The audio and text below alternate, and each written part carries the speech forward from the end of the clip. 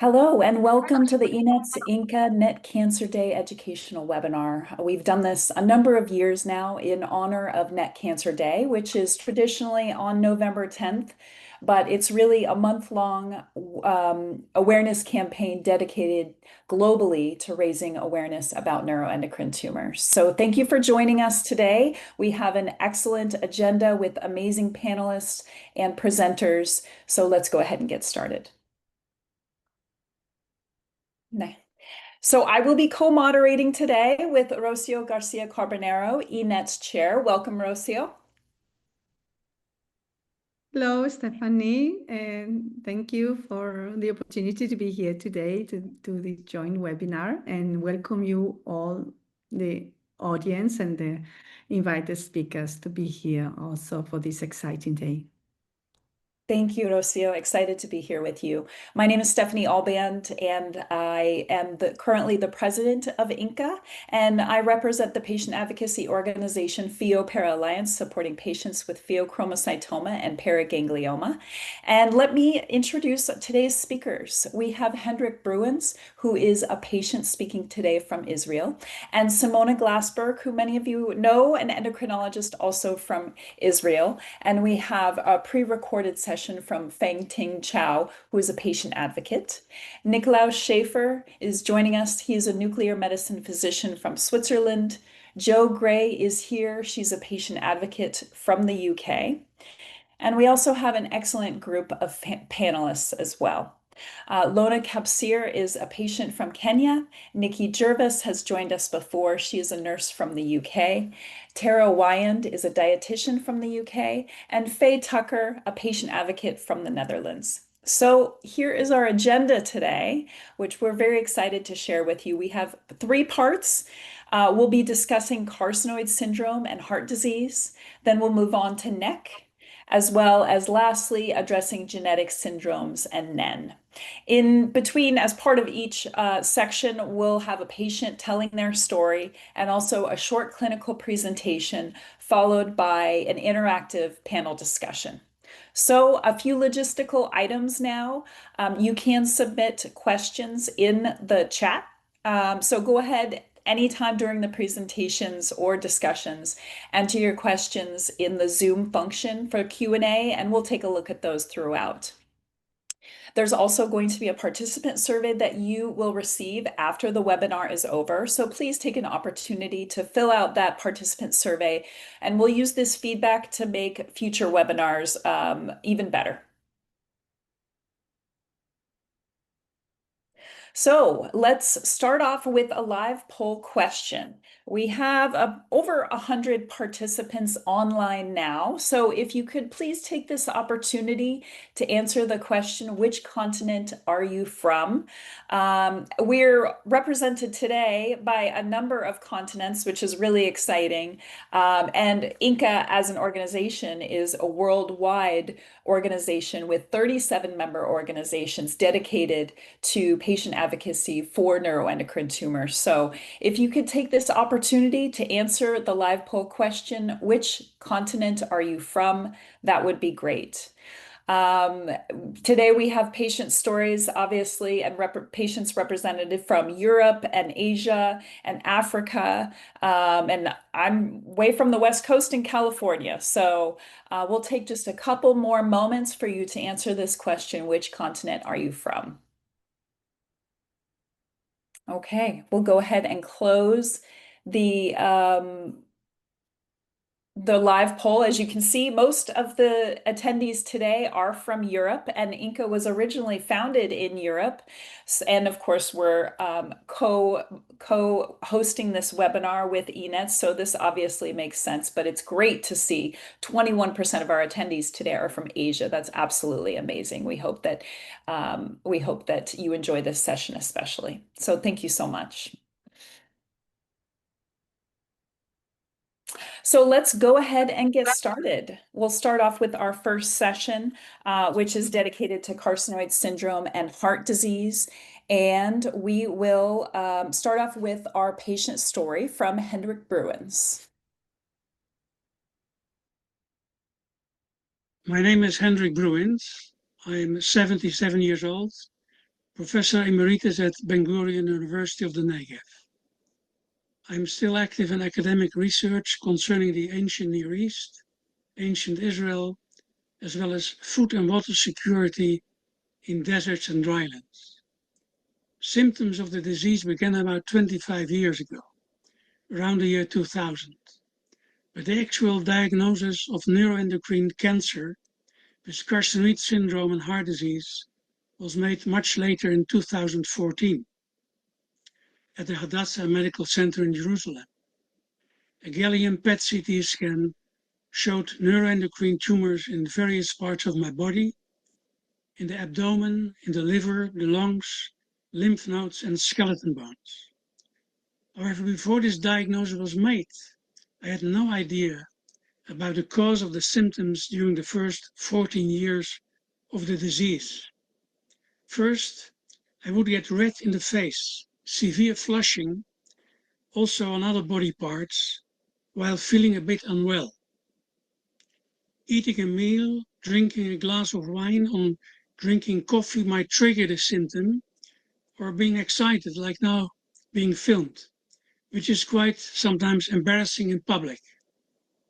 Sometimes I also get a fast to very fast heartbeat, also caused by the hormones of the cancer. Then I had occasional diarrhea and also an increase in blood pressure that proved difficult to treat. The family doctor recommended in the beginning beta blockers to control the fast heartbeat, which proved very beneficial. He also told me to have a 24-hour urine test, 5-HIAA, a substance related to the hormone serotonin, as he considered neuroendocrine cancer a possible cause for my symptoms. However, the test results were negative. They were in the normal range, and this diagnostic option was not further explored at that time. Later, from about 2012, I noticed that walking upward on the hill slope became more difficult, but I never felt pain in my heart. Also, my lower legs showed some swelling, which was initially attributed to the use of calcium blockers, a medicine I received to lower blood pressure. However, in 2014, swelling became worse, and severe edema affected the lower part of my body. An echocardiogram of my heart was recommended by the family doctor, and the results showed that the tricuspid heart valve was badly damaged. Then I realized for the first time that the disease was very serious. I turned to a cardiologist at the Hadassah Medical Center in Jerusalem, Professor Dan Gilon. His diagnosis: you need open heart surgery to replace the damaged heart valve with a mechanical valve. Moreover, you probably have neuroendocrine cancer with carcinoid syndrome. This was, of course, shocking news for me. He referred me to the Neuroendocrine Tumors Unit at Hadassah, then headed by Professor David Gross, and now directed for quite some years already by Professor Simona Glasberg. She has guided and supervised the treatment I received since 2014. First, a biopsy of the tumor confirmed the NET type of cancer. Next, a 24-hour urine test showed a very high amount of 5-HIAA of 236 milligrams.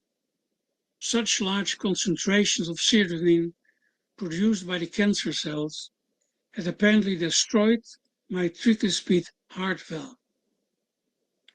Following the diagnosis of the disease and the mapping of tumors in the body with the gallium PET CT, the first medicine I received was an injection with lanreotide somatolin autogel. This stopped the diarrhea, and my condition gradually improved, so that I could undergo open heart surgery carried out successfully by Dr. Amit Korach at Hadassah in November 2014. Also, in view of the large amount of neuroendocrine tumors in my body, Professor Glasberg recommended increasing the frequency of injections with somatolene autogel once every 4 weeks to once every 2 weeks. We now had a total of 224 injections, which I learned to do by myself. The negative side of this otherwise very beneficial medicine is the possible formation of stones in the gallbladder.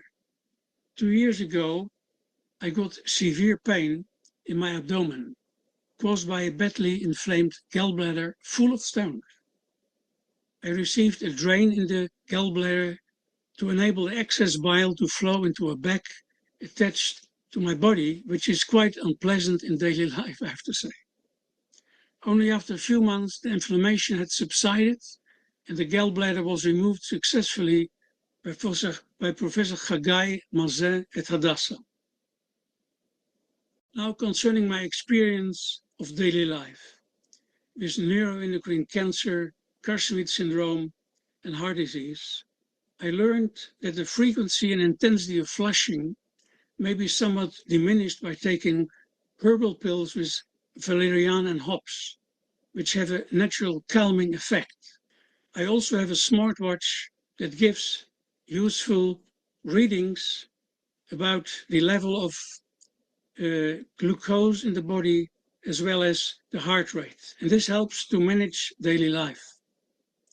The disease has been quite stable for many years, but last year I experienced a painful inflammation of the pancreas, coupled with a bile duct blockage, requiring hospitalization. An MRI also showed an increase of net tumors in the liver. Therefore, Professor Simona Glasberg recommended me to begin for the first time with PRRT radioactive treatments. So far, I received 2 PRRT treatments about a year ago. Since then, my condition has gradually improved.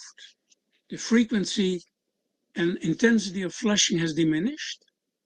My heart has become stable, and I'm able to walk and work in our garden without heart-ridden disturbances. I also gained weight. Finally, coping with a cancerous disease is not easy.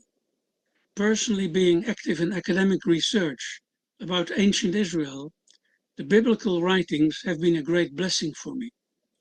They give comfort and hope. Let me finish by reading just 3 words from Exodus 15, verse 26 in the original Hebrew text. Ani Adonai Rofecha, which can be translated in English as, I'm the Lord your doctor. The biblical word Rofeh, related to healing, is still used today in modern Israel for somebody who is a medical doctor, which is indeed an important profession. Thank you for your attention.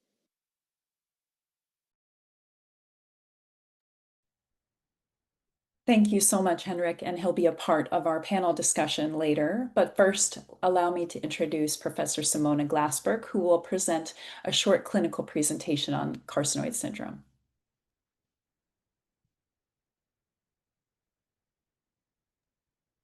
Good afternoon, everybody, and thank you so much, ENETS and INCA, for the kind invitation to participate today. And thank you as well to Hendrik, my patient, for this, for sharing from his experience with the disease. Next slide, please. So I will be talking very briefly on carcinoid syndrome and carcinoid heart disease.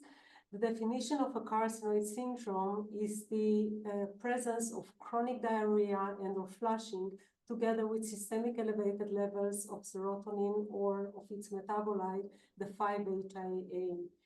The most frequent hormonal complication of usually well-differentiated neuroendocrine tumors, carcinoid syndrome, is usually diagnosed in tumors of small intestine or lung origin and in a minority of pancreatic, ovarian, thymic, or unknown origin tumors.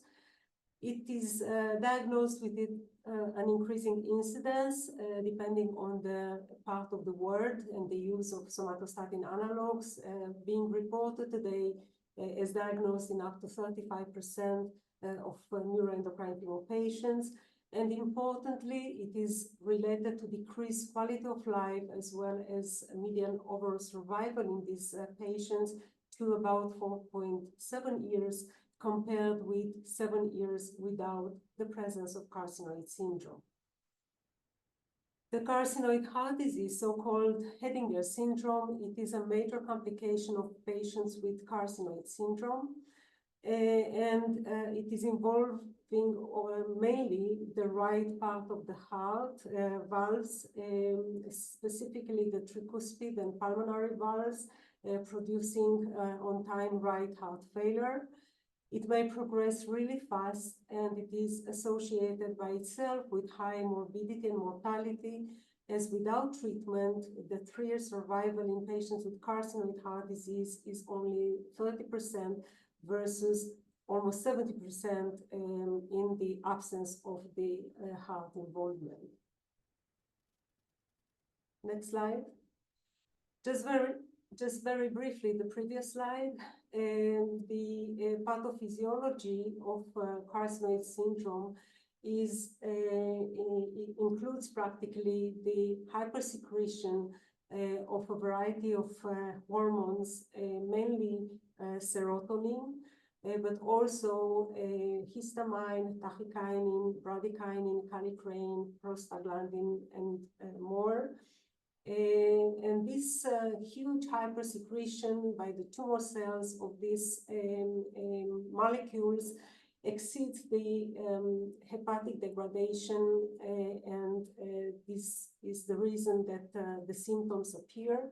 In a minority of patients with tumors originating in the ovaries or in the neck, or with the massive involvement of the posterior part of the abdominal cavity, the retroperitoneum, carcinoid syndrome may appear also in the absence of liver metastases.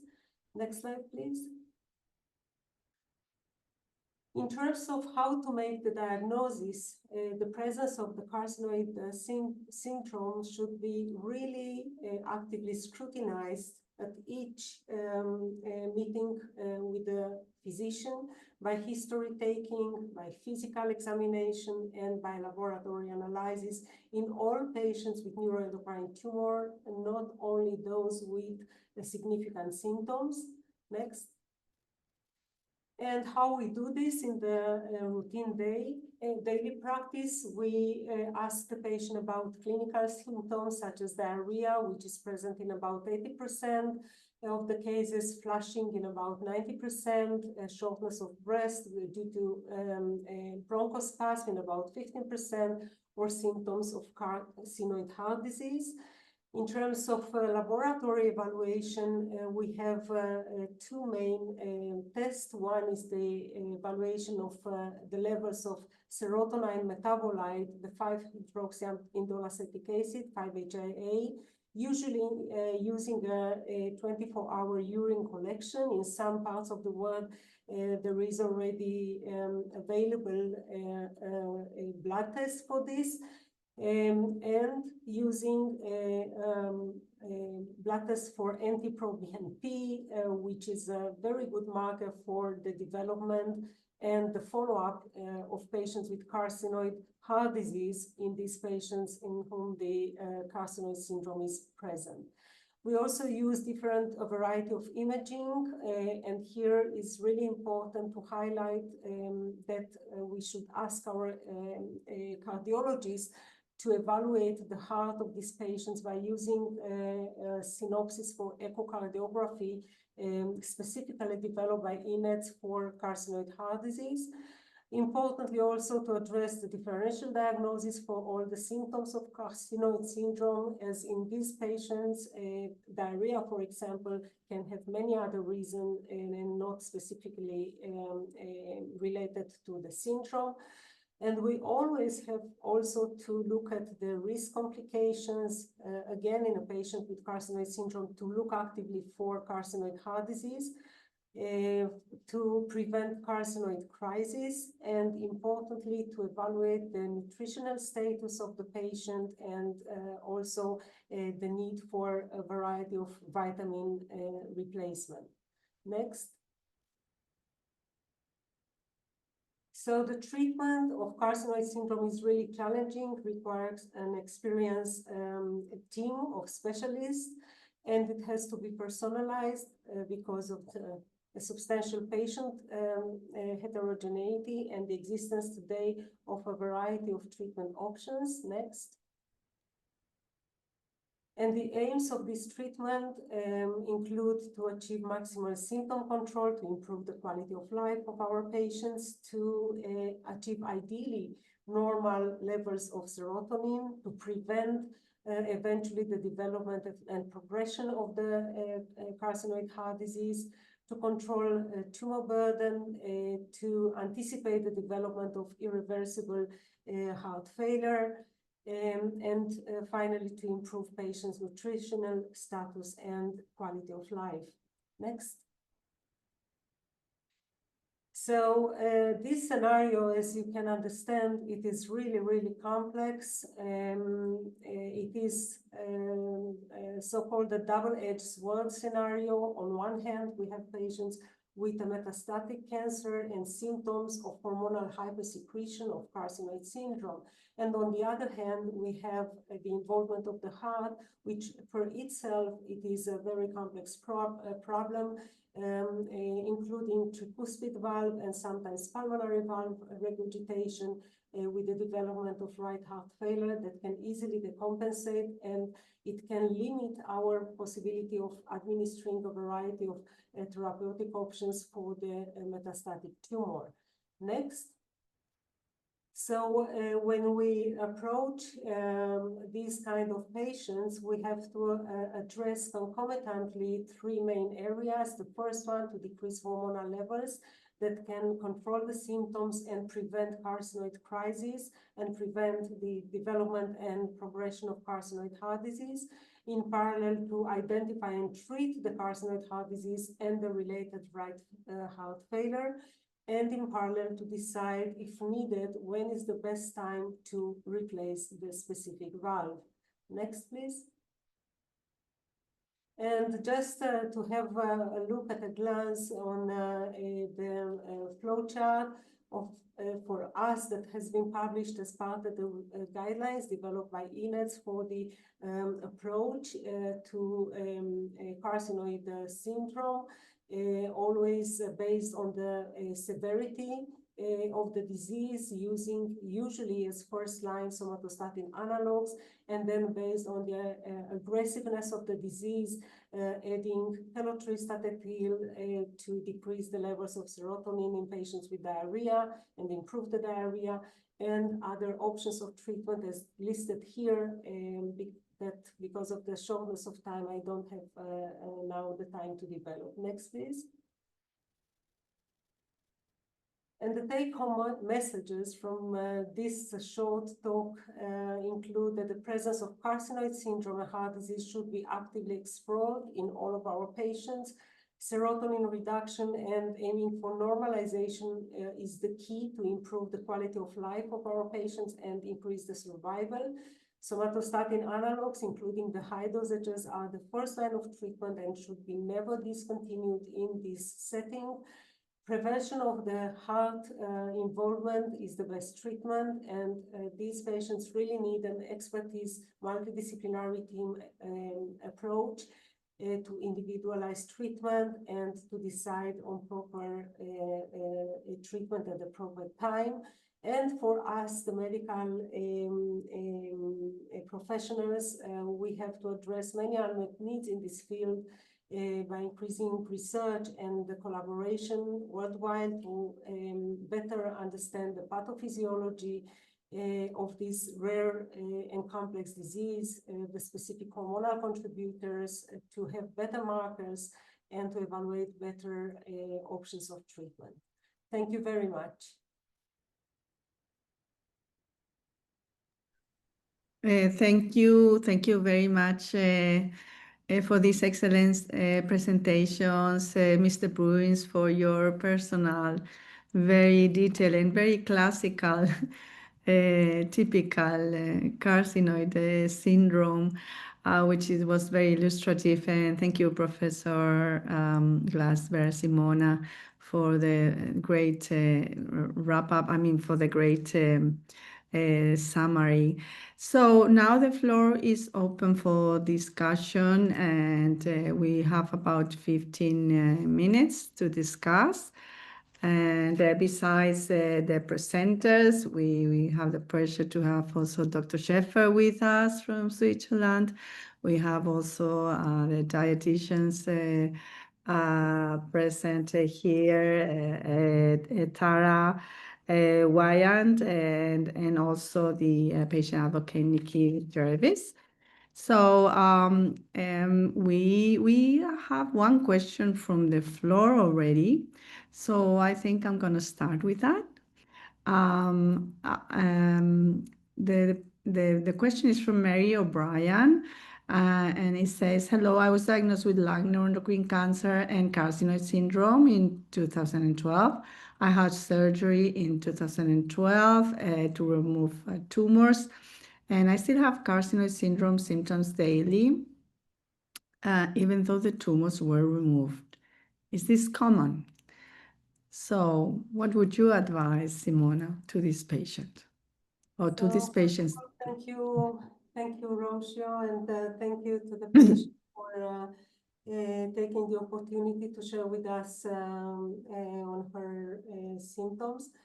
2012, it's a long time, and in principle, if there are still symptoms of carcinoid syndrome, it should be really addressed in terms of trying to understand if the symptoms are specifically related to the disease, like a diarrhea or shortness of breath or flushing, or maybe related to other reasons.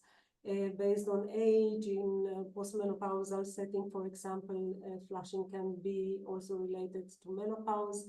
And diarrhea, for example, can be related if you use somatostatin analogs. Now, if we want to rule out that the reason for these symptoms is related to your initial diagnosis, I don't know exactly the pathology of the tumor, but this should be revised maybe with your ENETS specialist. And also to take into consideration performing a staging of the disease by using gallium dotatate PET-CT, for example, and also performing the laboratory evaluation in terms of the 5-HIA, 24-hour urine collection. Also, there is another marker specifically for lung neuroendocrine tumors that we use very frequently in our clinic, which is ProGRP. It's a marker on top of chromogranin A that we use very often for lung neuroendocrine tumors. Chromogranin A may be false negative in up to 40% of patients with neuroendocrine tumors originating in the lung in the presence of the disease, and the ProGRP may add another about 25% to the sensitivity of this test. So if possible, this can also help. And sometimes if we cannot find the reason, one can discuss with the physician to take a variety of options depending what symptoms do you have. If you have flushing, if you have diarrhea, so based on this, one can consider even to initiate somatostatin analog treatment. So we need really more details in general to try to make a more individualized recommendation, but this is how I would address it. Thank you. And regarding, I was going to make a comment because I think the case of Mr. Bruins is very illustrative. You know, patients with symptoms for years and years. They even got by the primary physician a 5-HIA, which I find surprising and a very positive thing that is not quite common, and it was negative, right? So what would you advise to do, Simona, when there's a clear syndrome, and the hormone tests are negative. So we know that the symptoms can be really variable, and for example, we have only limited options of markers that we can use, and not always these tumors are hypersecreting all of these markers. So there are some non-typical carcinoid syndrome, sometimes with the flushing, for example. We do not have the opportunity to, not have the availability to perform histamine levels in the blood, for example, or in the urine. So it is based on the suspicion level. And sometimes, rarely, I have to say, one can use a somatostatin analog like a treatment test to see if these symptoms can be improved. I've seen that in the chat, Professor Sachs from New York asked us about telotristatethil. Hello, Jerry, it's really great to have you here with us. Yeah. Actually, Hendrik has been one of the patients that maybe he can share with us. He was one of the couple of patients that was involved in the study with telotristatethil in patients with carcinoid syndrome and heart disease. And he is also receiving telotristatethil, which is an excellent drug to reduce the dosages of 5-HIA, and usually approved by FDA also in many countries for the treatment of diarrhea related to carcinoid syndrome. So Hendrik, maybe you want to share with us a little bit from your experience with telotristatethil, with Exermelo. I'm pleased to tell something about it. First of all, I also remember that you once told me that the first test they did by the family doctor, which was negative, it was in a normal range, could have been caused because the liver at some stage is still able to take these things away so that it doesn't show up. But when that is the case, then you don't get symptoms. Okay, When that is the case, generally you don't get symptoms. But it's true that sometimes hormone secretion oscillates, so it's not constant. It can go up and down and cannot be constant. So I think if the suspicion is high, first thing is to repeat it and make sure also the pre-analytical things have been done correctly, and it has been properly collected and all these things. So yeah, that's very true. And I was wondering, because telotistrat, now that you're talking about telotistrat,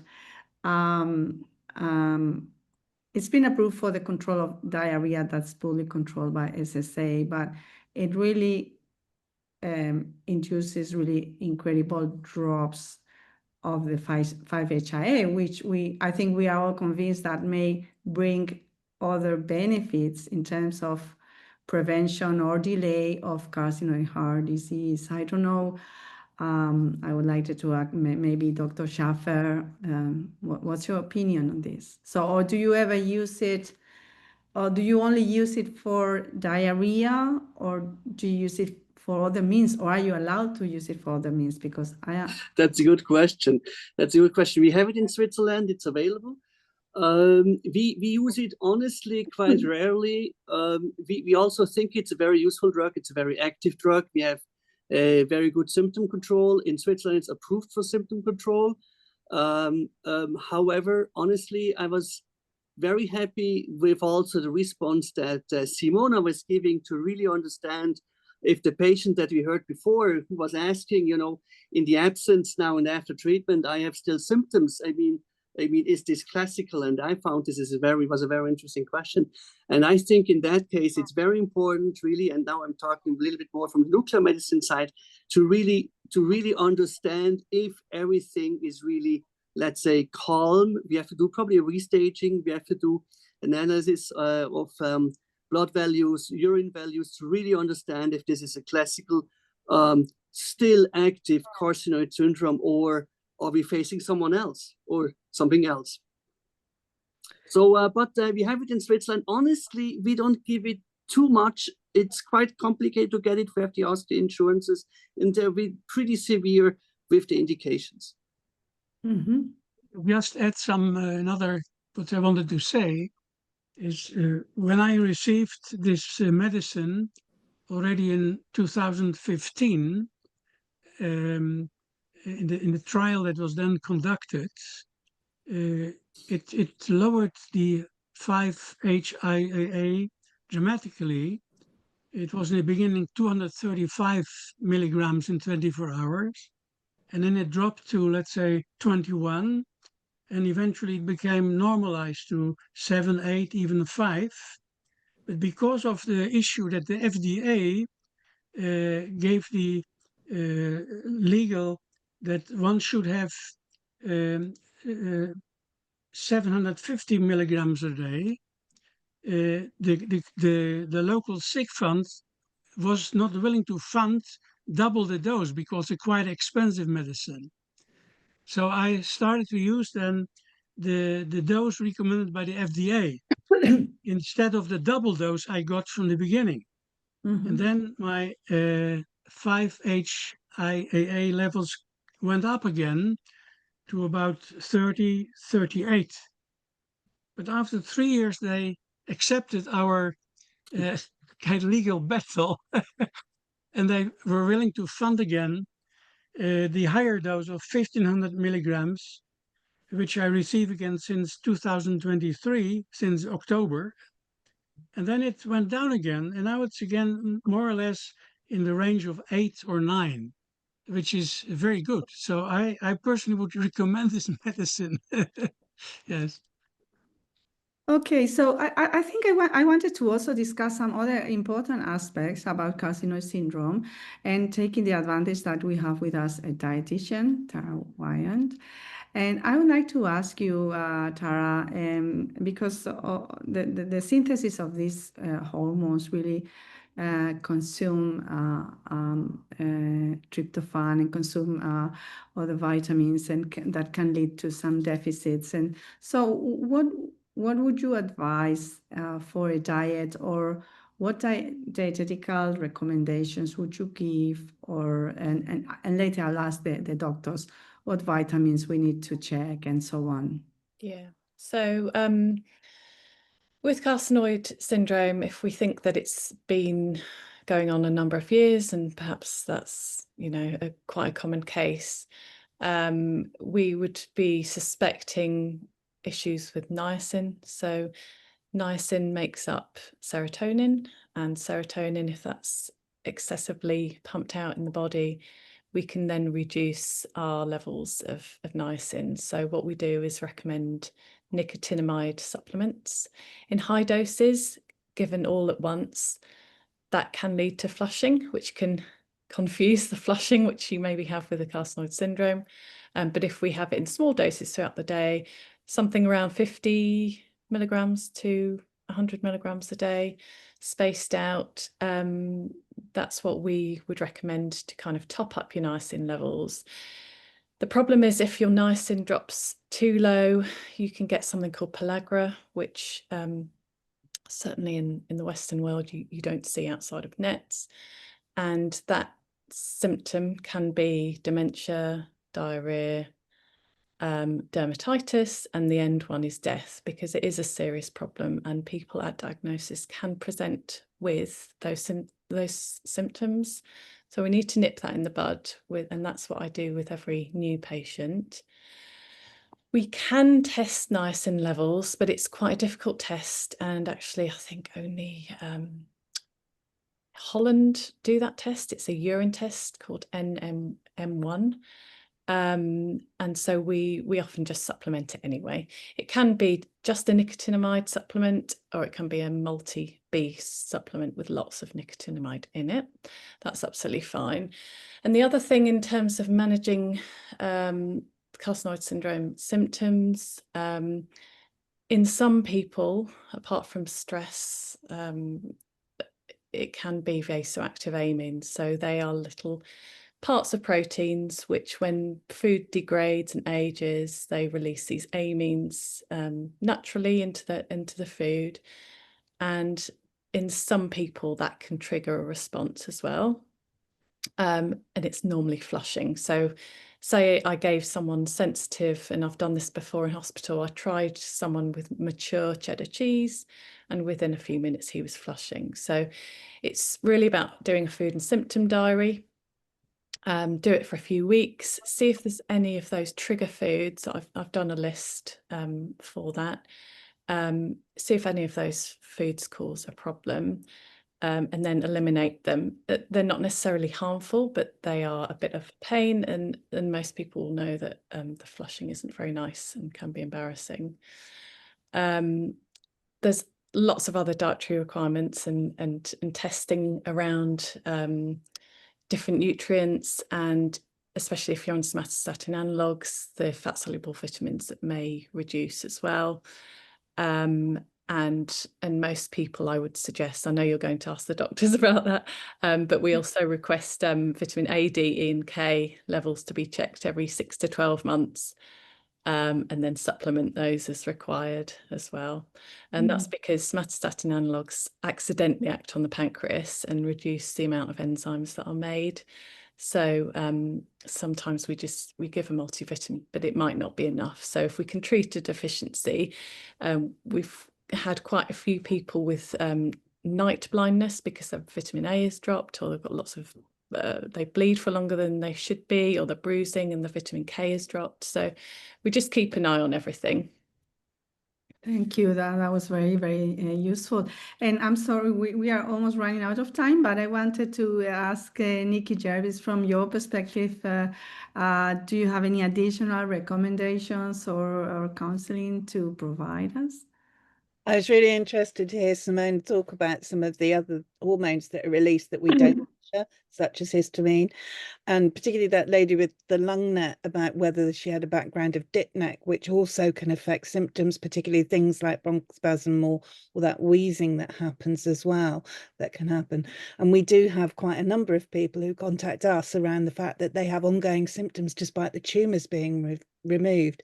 And as Niklaus has said, you know, sometimes it's nuclear medicine imaging that will pick up really discrete lesions that can't be seen or aren't don't necessarily see the biochemistry in. But I think the importance of diet and nutrition, particularly in carcinoid syndrome, cannot be underestimated. And we've seen some amazing sort of symptomatic benefit from good nutritional advice from a qualified dietitian. It has to be, certainly in terms of things like the night blindness, overall general health, where they're vitamin D deficient, and some of the other factors such as the niacin deficiency. So yes, I think, and I think, you know, Okay. yeah. Oh, sorry. No, I've done. Okay, so thank you very much. We would be here discussing for another half an hour, I'm sure. There's so many things to say and to pick up on. But we need to move, unfortunately, to our next section. Thank you very much, all of you. We are moving to section 2 of today's webinar, which is completely different scenario, right? Which is that of neck, so neuroendocrine carcinomas. And for that, we have pre-recorded, as it was previously said, a patient story by Chou from Taiwan. And then we have Dr. Schaefer from Switzerland, who would present a short clinical presentation to set the scene. Please. 大家好，我是来自台湾台北的 Irina。我在11年前，2014年发病，我罹患的是子宫颈的神经内分泌癌。那我在几次的阴道异常的出血，那我先到附近家里的诊所去看诊，那最后我被转介到医学中心去做确诊。那在医学中心，我被确诊为罕见的子宫颈神经内分泌癌是最恶性的等级。那在这家医院，我接受了子宫全切除的手术。这个手术呢，也包括周围的淋巴结清除。我同时接受了放射线的治疗以及预防性的化疗。放射线的治疗包括远端的放射线治疗以及近端的放射线治疗。那加上预防性的化疗6次。那在我很幸运的存活了下来，因为手术很成功，加上当时我没有转移。那术后呢，我被建议要做凯格尔运动的手术，然后去帮助我的子宫的骨盆底肌可以训练得好，预防后面的副作用，例如有漏尿或者有子宫底肌比较弱的问题。那在接受这些术后呢，然后我也有一些手术后的副作用。那由于我是一位非功能性的病人，所以我并没有功能性病人产生的那一些问题。那在术后呢，我产生了心悸、盗汗，然后以及热潮红的问题。那通常这一些术后带来的副作用，在夏天感到很难受。但我已经找到跟这一些不舒服症状可以共存的方式，例如在夏天的时候，我会穿比较薄透的衣服、跟透气的衣服，以及待在室内凉爽的空间，让我的盗汗跟热潮红，然后发作的次数可以少一些。那在这一段的旅程当中，我罹癌的这罹病的当中，那我也认识了很多跟我一样罹患疾病神经内分泌肿瘤的病友。那这几年来，我们互相扶持鼓励着，对，所以台湾才有机会在3年前，那我们有机会成立这个病友协会，那这当中我们得到了很多的帮助，病人们都得到很多的帮助，包括医师的诊断，还有医师的治疗。不过神经内分泌肿瘤由于它的症状没有专一性，所以病人常常走了很多的冤枉路。所以我们协会台湾病友协会的每一位成员呢，大家都很尽力的让这一个疾病在台湾透过不同的面向，然后让医护端还有病人端有机会可以被看见。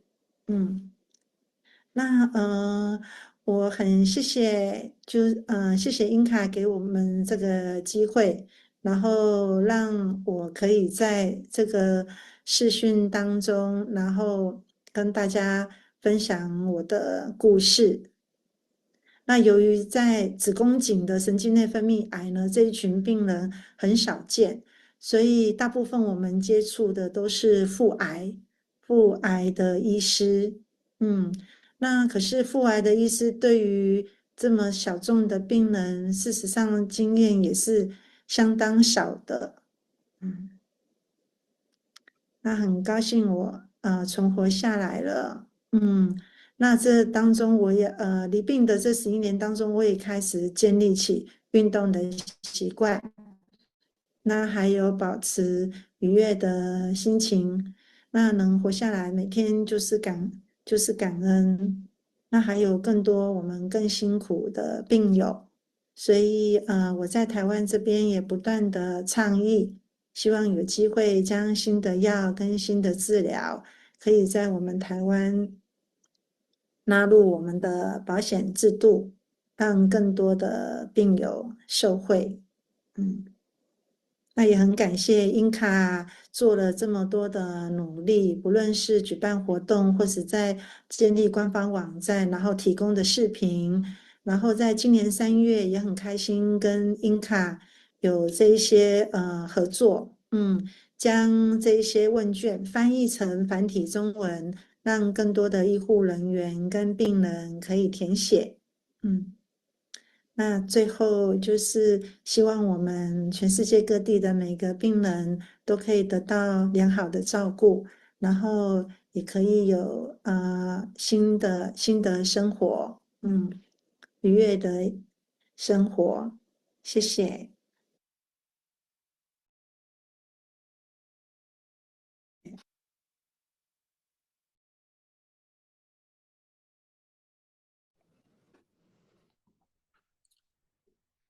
Shall I directly take over? Yes, please, go ahead. Sorry. So thanks a lot for inviting me. Also from my side, I'm very humbled to be here. My name is Niklaus Schaefer. I am a medical oncologist and nuclear physician from the University Hospital of Lausanne. I am presenting today a patient with a neuroendocrine carcinoma, as we will see in a few minutes. It started with a very unspecific clinical presentation when the patient came to our hospital in the evening or at the beginning of the night with abdominal discomfort and fever in the emergency room, has been taken in charge by internal medicine. The ultrasound in the night showed a thickened gallbladder, enlarged intrahepatic bile ducts, and a lesion in the gallbladder. Blood values were quite unspecific with increased leukocyte count and elevated liver enzymes. Differential diagnosis at the same night patient was kept in the hospital was a gallbladder bile duct infection versus a malignant disease, and top of the list of our differential diagnosis was an adenocarcinoma of the gallbladder. Next slide, please. At the next day, an abdominal CT was performed, and as has been said and seen in the ultrasound, we have seen, as you see in the middle image, very enlarged gallbladder bile ducts. Typically, you cannot see them like this. They're very small, nearly invisible, and here you see that they are widely enlarged. We see a mass in the pancreatic head, we see a gallbladder lesion, and we see some small lung lesions. The differential diagnosis then went from infection more into a metastatic disease. We were already probably saying it's probably the gallbladder versus a pancreatic adenocarcinoma. Next slide.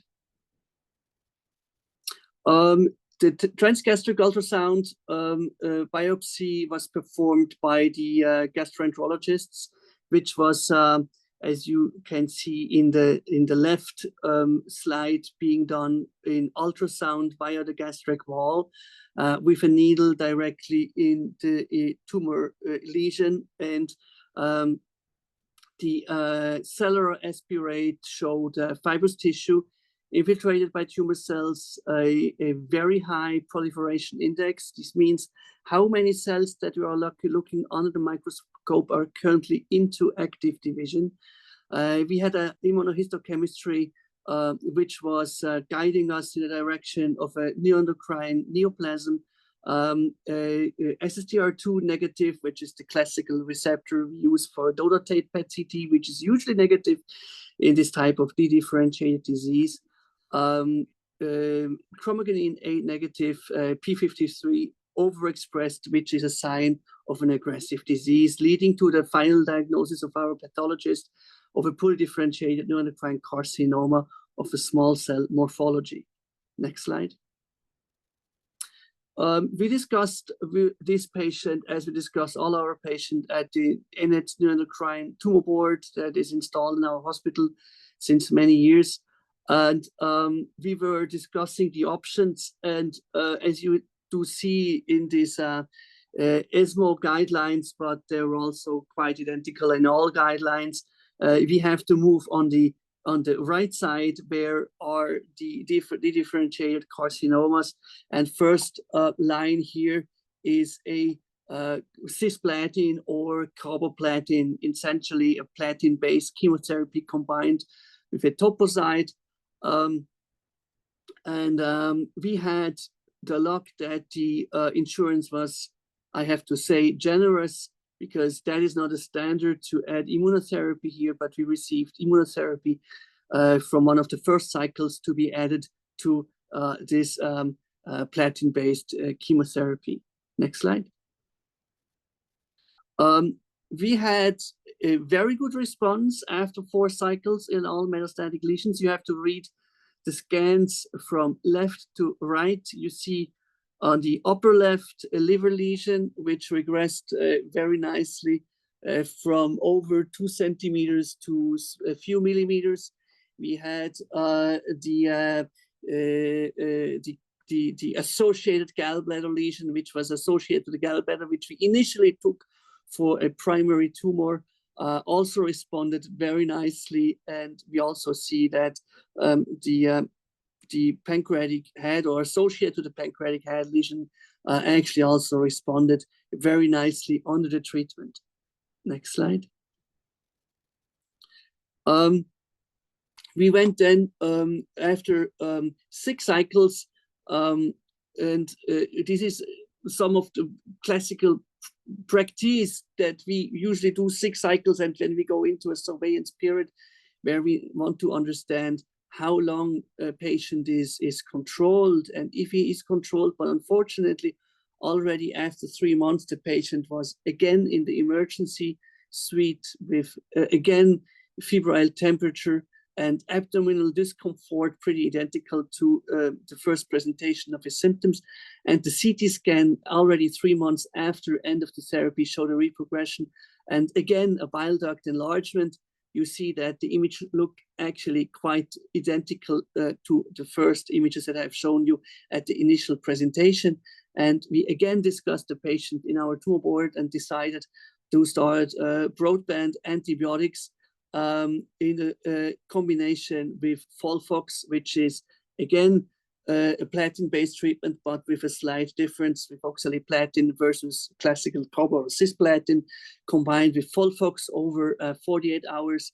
And we actually didn't want to do a reinduction of the same therapy before because the control of the disease was relatively short, and we wanted to give a chemotherapy which does not induce deep cellular count regressions, not giving a risk that the patient could suffer from infections due, and as you can still see, the bile duct enlargement, which holds per se a risk of infection.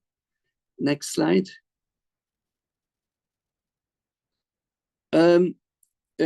Unfortunately, 4 cycles under Folfox or after Folfox, we did see a progression of all metastatic sites, unfortunately a patient deterioration, and unfortunately we had to transfer the patient to palliative care.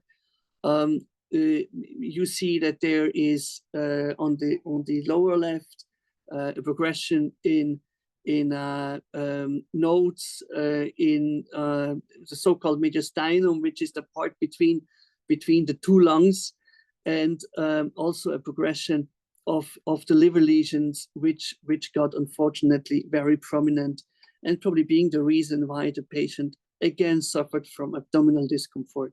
Next slide.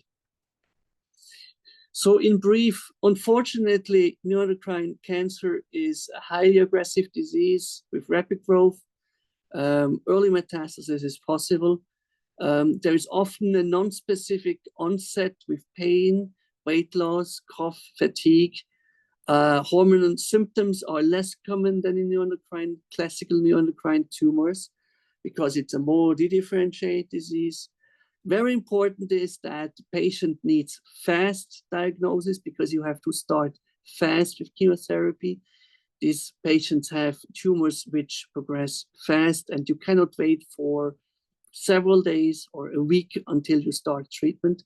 You have to distinguish between neuroendocrine cancer and neuroendocrine tumors of a higher grade, the so-called G3 grade. The FDG PET is usually helpful, more helpful than the DOTA-TATE, DOTA-TOC PET, which is only useful in very selected cases where you think around giving a therapy, a nuclear medicine-based therapy, but honestly, this is being indicated in very rare cases due to several reasons. I can, if you want, expose later on that. You have limited treatment options. First line is the platinum, etoposide plus minus immunotherapy. Subsequent lines are individualized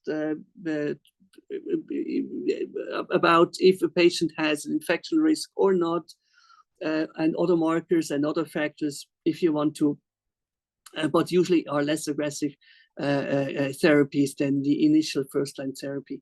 And PRT is only indicated if a patient is clearly SSTR positive on a donor talk, donor tape PET, which is often not the case. Time is critical. You need a fast staging. You need a prompt start of systemic therapy. You need, I would say, care at the expert center really understands that this is a almost emergency where you have to have the right team together from medical oncologists, nuclear medicine physicians, radiologists, pathology, radiation oncology if needed, and supportive care if needed. And it's also very important that it's also very important why we meet today, because symptom support is important from day one with symptom control, nutrition, psycho-oncology, alongside cancer therapy. We need to be proactive, ask about clinical trials, second opinions, and INCA and NET patient resources. Thanks a lot. Thank you very much. These were two very interesting presentations again, and I think of a topic that is not so often covered because unfortunately the prognosis of NEC patients is much worse than that of NET patients. So there are less advocates and less visibility probably of this really unmet, I mean, this subpopulation of NENs that are really in a high unmet medical need. So I think it's very important that we cover this topic in this webinar today. I really encourage, if we have any NEC patient in the audience listening to us, to please post a question. It's very important that we hear your thoughts, your needs, your claims, or whatever you need to share with us. So please, any NEC patient, pose your questions. We will be very happy to address them. So I think it was very interesting story from this patient from Taiwan. Although, generally it's not the most common situation to live 11 years with a NEC, but you know, it happens in some patients. So we really need to keep, searching for the best care and trying to get all the best we can with in the hands of experts. So I think, Stephanie, you have your hands up. I just wanted to mention briefly, Irina from Taiwan mentioned the scan survey, and I think it's especially important for NEC patients and lesser known NETs to take the scan survey. So the scan survey, very briefly, is open to patients and healthcare providers. And for patients, it's available in over a dozen languages. So the more we hear from all types of NET patients, the more data we'll have in order to identify unmet needs, such as those for patients with NEC. So encourage all of the attendees, whether you're patients and or healthcare providers, to take the scan survey. You can find it on incaalliance.org. And this is the second time we're doing the survey, so hoping to compare the data, and the more NEC information data we can get, the better. Thank you. So please do. So I wanted to start with Dr. Schaefer, maybe. So we see these guidelines for NECs, and it's really sort of discouraging because there are not many options, because the options there are like 20th century oncology, right? There's nothing about all the, but there are some novel strategies being developed for NECs and are still in clinical trials and not yet approved. But I don't know if you may want to comment on some of these novel avenues that can bring some hope to these patients. Thanks for the question. I mean, there are certainly possibilities, although let's say I myself put a lot of hope in immunotherapies, to be honest. I hope that these therapies, which have been evaluated in basket trials, really show good results and might even outside of the classical indication, which is classically lung, as you know, also good results for our patients with neuroendocrine carcinomas. Outside of immunotherapies, there are some new concepts with targeted therapies. I mean, honestly, I hope that we will see in the near future some real new breakthroughs, but this is a very complicated disease. It's a very complicated disease. And for example, just to give you an example of, I was very involved, it's although small cell of the lung, but this is a very close disease with a PRT treatment. And I was discussing with the company how to set up this trial. And the problem there was that these patients need so fast support with infusional therapies, with chemotherapies, for example, that we didn't have enough time to really start a trial for a patient, because we had to right away start with treatment. So it's a highly complicated patient population to treat. I'm really hoping that we have options in the near future, but this is a very hard to treat disease. Yes, I would like to mention, I mean, I agree that immunotherapy can bring some hope. Or we have non-comparative data with the combination of chemo, immune checkpoint inhibitors like nivolumab or others. Mm-hmm. And there's a randomized trials ongoing in the US comparing chemotherapy alone and chemotherapy with atezolizumab. So that may bring some incremental gain. But I think there's one strategy that is very interesting, which is what is called bispecific T cell engagers, which means there are antibodies or targeting an antigen in the tumor and an antigen in the immune system. So they bring them together, and it's a way of bringing lymphocytes towards the tumor and provoke the immune response against cancer. And this target in the tumor in high grade is DLL3.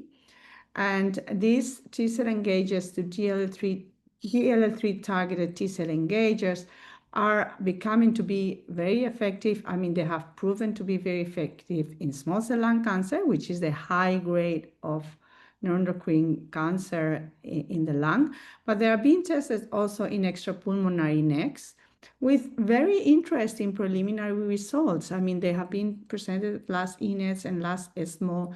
Very interesting early results also at NANETS, both in the second line setting and in first line in combination with chemo.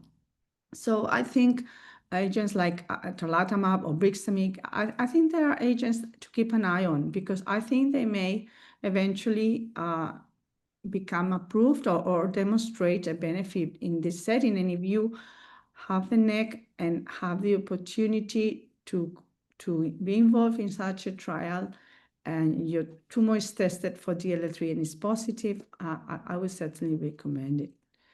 We have a question from the audience here. From NEC, we are going to try to focus on NEC. If you don't mind, we are getting other questions that are not on NEC, but maybe later we have some time we can address them. So question on NEC is, I was diagnosed from Britta Whaler. I was diagnosed with NEC in rectum, Ki-67 80 to 90% in February of 2025. No metastasis, 2 rounds of cisplatin and etoposide before surgery. And I am tumor-free after surgery. I had 2 rounds of carbo and etoposide just recently. Would you recommend 2 more rounds of carbo and etoposide? Who wants to take this one?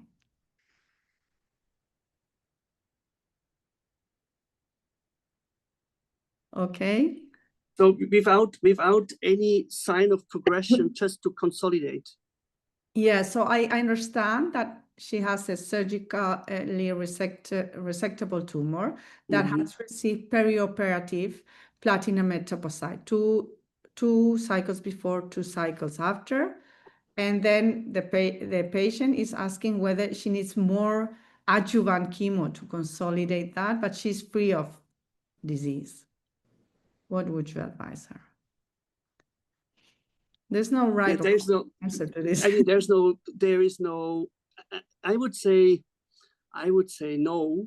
There is no, to my understanding, no sufficient data to support that. However, I can understand. I mean, if there is a complete eradication of all tumor sites, and let's say we have an RCO resection and everything, I would advise no, but I'm open for any form of discussion. Yeah, I guess. I mean, there's no sufficient evidence even to do adjuvant chemotherapy, although we generally do because the rate of recurrence is high. So I think I would have done something very similar, but it's not really demonstrated that to do more would benefit you more. There's another question here from an anonymous question. Can a lung net that has been removed? I mean, I guess what I understand is that this patient has a lung net that was removed and is asking, can a neck pop up somewhere? That's the question. Simona, what do you think? So thank you so much for the, I hope that you hear me. Thank you so much for the question. I think that in principle, the definition of a neuroendocrine tumor, we are basing it on a variety of factors in terms of tumor morphology and Ki-67 proliferation index. And based on last year's ongoing discussion, mainly from the pathologist, NET specialist point of view, a neuroendocrine tumor will never become a neuroendocrine carcinoma. They can sometimes become more aggressive, what we call today from low proliferative index to a highly proliferative tumor, but still remain inside the well-differentiation subclass of tumors. Now, to these specific questions, depending where the tumor is developing, in principle, for example, for tumors originating in the gastroenteropancreatic system, in about 30% of the patient, that can be another neuroendocrine tumor diagnosed in the digestive system during the life of the disease of the specific patient, but not specifically a neuroendocrine carcinoma. So this is what I think, and most of the times, most of our patients are surveilled for all of their lives following the diagnosis. So this is what I think about it. Thank you. Thank you. I wanted to I'm very curious to ask you, Faye, from a patient advocacy perspective, do you have a lot of neck patients in these patient advocacy groups? Do you have any? Or, I mean, how? We do have a few, but not much, because when you get the diagnosis neck, you're not really care about the patient organization. You want to survive, and you go in treatment and the whole roller coaster that's in it. So there are not a lot of neck patients that are coming to us. We do have more people that have partners or fathers or mothers with neck. They come for information. But neck patients self, the last time we had a gathering, we had 2 neck patients, and that was pretty rare that we had. One of them was Ting. She came to the Netherlands and she joined us. But normally we don't have a lot of neck patients, and we don't have a lot of contact with neck patients. But if we do, they just want to know, is there new research? Is there new treatment? Is there a new way to diagnose? Because that's the most common question when you have a disease that's so dangerous as neck. Yeah, and they're probably not in the same good health to travel around sometimes, or they have to be more toxic treatments too, and so on. From a nurse perspective, Nikie, what do you think about these patients? What are their peculiarities, or what are the things that most strike you in this regard? I think our experience in the UK is about a third of all the neuroendocrine cancer diagnoses is our neck. We initially saw very few. When I first joined the charity after being a CNS for nearly 20 years, we didn't see very many, but we are seeing an increased number.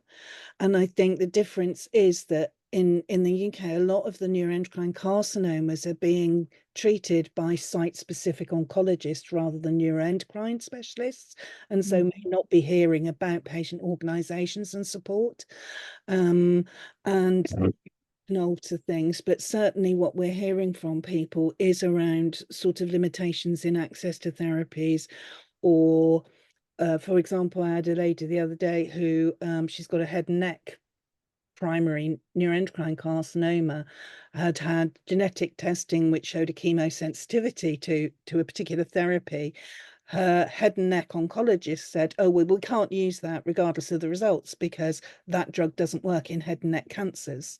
And so I think, there is still some work to be done in working wider within the oncology world, as well as with gastros and endocrinologists in neuroendocrine, to improve that awareness, but also to increase the kind of trial possibilities. Looking at whole genome sequencing, people are paying thousands out of their own pocket to access things like whole genome sequencing, next generation sequencing. And some of that yield, if we did it more centrally, could actually really drive forward advances. So I think that from a nurse perspective, I think the issue is information on this conflation of what neuroendocrine cancers are, and that constantly being told you've got this highly aggressive tumour and cancer, but everybody's saying, oh, but NETs are so slow growing, you'll be fine. And that is a huge disservice to the neuroendocrine carcinoma population. Yeah, I think that's a very important message too, that I would also recommend, if you have a high-grade neck, if you can get your tumor sequence, it would be, it can potentially be of value. It's true that very often it's not, but you can find BRAF mutations, now KRAS mutations, that, there are a lot of drugs in development that are targeting these alterations. So I think this is important. The better you know your tumor, the best option, so that it can extend your options. So I think it's very important if you can get your tumor tested. I would like to ask you, Tara, also, what do you feel from a nutritional perspective? These are different tumors, right? Because they are poorly differentiated. They don't secrete hormones. They are a bit different in this regard. But on the other hand, they have a greater constitutional syndromes, cachexia, or other problems that the low grade don't have. And what would you advise?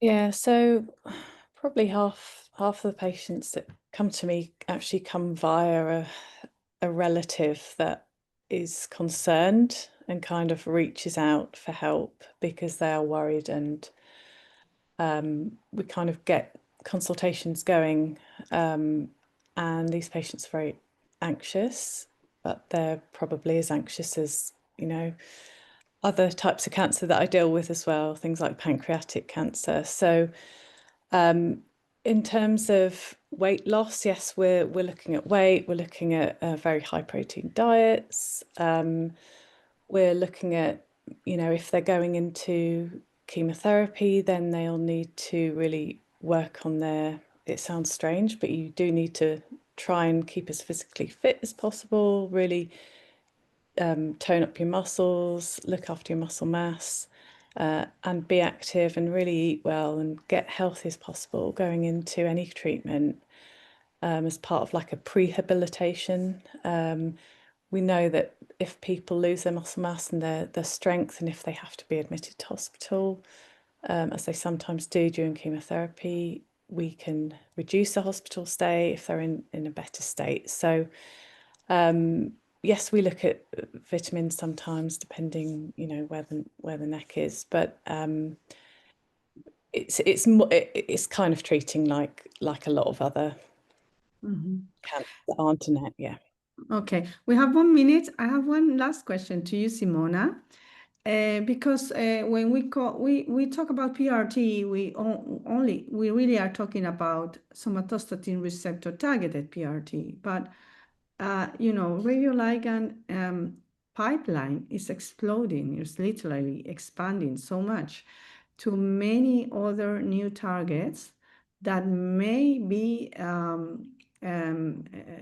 present in high grade. So what do you think about these options like, I don't know, FAB, UPAR, even DLL3 or other targets that are really very early, more in preclinical development, but are getting to the clinic in early phases? And what do you feel about this? So thank you for the question. I think that in this particular group of patients with neuroendocrine carcinoma, when the treatment options are really limited, I think that we really need new options and new avenues of treatment opportunities. So yes, I completely support, and I wish that we'll have more information and more data with the radioligand therapy. We can start with the data that we have from some patients with neuroendocrine carcinoma with PRRT, that there are some case reports published in patients with that actually after ending all the options of chemotherapy and immunotherapy, they have performed a gallium dotatate PET-CT, and in which this is very rare indeed, but sometimes there is still expression of somatostatin receptors and can be considered to give PRRT. However, I think that this is really, really rare scenario, and usually in these very aggressive cases, the regular PRRT with alpha or beta radioemitter molecules, it's really of very limited efficacy. And the molecules that you've mentioned look really promising in very initial clinical scenarios. So we need more data on it, and hopefully in the future to have phase 2 or maybe phase 3 trials with it. Yeah. Maybe add something. I mean, it's a very good comment that you were doing here, because it's very important. I will add maybe something. The thing is that sometimes even when you have uptake in the PRT, and you did talk of SSTR2, I will just talk in a few seconds about DLL3. The problem is that PRRT, and this is what I said initially with the new option, just acts a little bit too slow for really controlling the disease. What I tried several times to treat these patients. The problem is you have a first response, which is maybe useful, but you don't have, you need a faster pace. The pace of the usual 8 weeks is too long. You have to make it much shorter. Let's see if DLL3 will be a game changer. What I said before is that the fast access to these therapies is so crucial. And this is what I did see in these trials, is there are probably very interesting new possibilities, but it's so important that patient has fast access to treatment. Yeah, and I think that we should emphasize maybe to increase the awareness of this trial and maybe to try to include more centers worldwide in these unique trials to give the patients the opportunity to be recruited and receive the treatment. Okay, yeah, I mean, I think it's very, very relevant topics here. First, that you have the target. Second, that the target is expressed homogeneously in all your tumor sites. Oh, yes. And third, a maybe more aggressive disease, we may need to go for combinations with either immune checkpoint inhibitors or chemotherapy induction followed by, or but the good thing is that there are many things in development. We need to leave it here, this section. We are a bit over time now. So thank you very much to all of you again. And we are moving to the third section of this webinar, which is also a very important and relevant one, as it is on genetic syndromes and NEN. I think there's a lot of opportunities here for early intervention, early detection, and prevention that are very important. And so for this purpose, we have a patient story, by Mr. Gray from Great Britain. And then we will have a short clinical presentation setting the scene by Professor Simona Glasberg. Thank you. Hi, my name is Jo Gray. I'm based in the UK, and I have a genetic neuroendocrine tumor condition called multiple endocrine neoplasia type 2A, or MEN2A. And I was the first person in my family to be diagnosed. But the route to diagnosis was quite a long and rather painful one, and took a total of about 4 years. My first main symptoms occurred after the birth of my daughter, who was born in 1996. And I had lots of headaches, palpitations. I felt very weak, and the headaches were, I described them to my GP as migraine attacks, because they were very sudden and they were very, very severe. And every time my GP took my blood pressure or anything, or looked at me, I seemed to be fine. And I was kind of up and down for quite a few weeks. And then things started to settle again. And the same sort of thing happened again just before my son was born in 1999. And he came a month early because I started suffering these attacks again, as I called them. They didn't have the headache with them at that point, but they still had the palpitations, the breathlessness. I felt very weak. I couldn't lift my baby up. I couldn't really care for my young child. I kept going back to my family doctor again. They did some blood tests, and they said, no, we can't see anything wrong. I had some tests on my heart, and I was told that I should stay away from doctors for a while, because obviously I was becoming anxious with all this medicalization. So again, these attacks, after the birth, these attacks sort of dissipated again after a few weeks. And I tried to carry on as normal, although I never felt right. I was always very fatigued. And by the time my son was 9 months old, I suddenly became very ill again. I had more of these migraine attacks, but they were much worse now. And they included vomiting. I couldn't eat. I always felt hot. I couldn't take hot showers. There were just so many symptoms all together that it was very hard to pull any one sort of symptom out beyond the headache. So again, going back to my family doctor, who recognized that I was a mum of a 9-month-old baby boy, and also my 2 3-year-old daughter. So he diagnosed me as being postnatally depressed, which I disagreed with quite vehemently.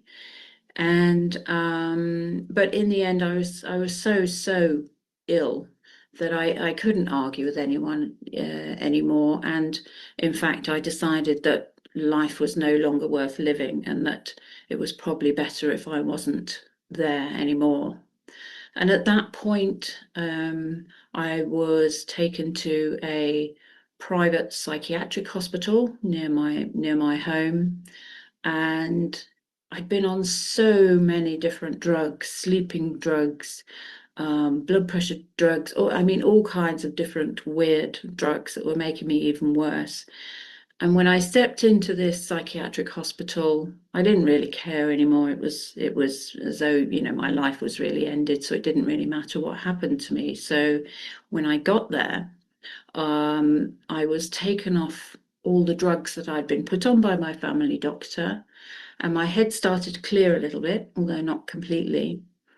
I spent a month at the psychiatric hospital altogether, and during that time, my blood pressure was taken every time I had a migraine attack, which again was reasonably regular now. There was no reprieve from it at all. And they noticed that my blood pressure was extremely high every time I had one of these migraine attacks, and I was still weak, fatigued, couldn't eat much, etc. There was a doctor, a consultant clinician who came in, and he gave me a couple of large plastic bottles and said, "I want you to collect your urine in those," which I thought was strange, but I thought, you know, I've got nothing else to do. So I did that. They sent it away, and then he came back to me a few days later, and he said, "I've been looking for this tumor in psychiatric patients for years, 20 years, and you're the first one that I found, and it's a neuroendocrine tumor called a pheochromocytoma, and it's a functioning, so a secreting tumor of the adrenal gland, the center of the adrenal gland."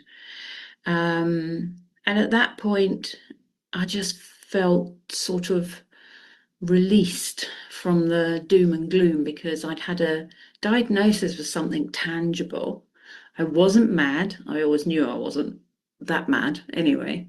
I've always been a little bit mad, but not that mad.